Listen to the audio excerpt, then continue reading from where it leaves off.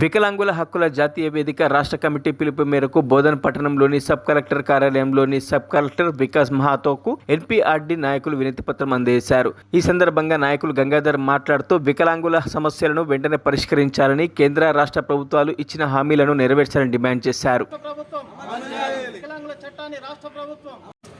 NPRD రాష్ట్ర committee పిలుపు మేరకు నిజామాబాద్ జిల్లా కమిటీ ఆధ్వర్యంలో బోధన్ సబ్ కలెక్టర్ గారికి వినతిపత్రం ఇవ్వడం జరిగింది.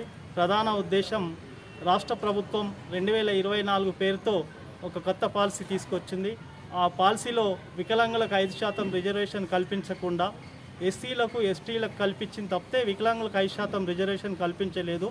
ప్రత్యేక డెవలప్మెంట్ సిల్కు దాన్ని వెంటనే అమలు చేయాలా. అట్లాగే ప్రతి వికలాంగుడికి 6,000 పెన్షన్ ఇవ్వాలా. ఇంద్రమ్మ ఇండ్లు ప్రతి వికలాంగుడికి ఇవ్వాలా.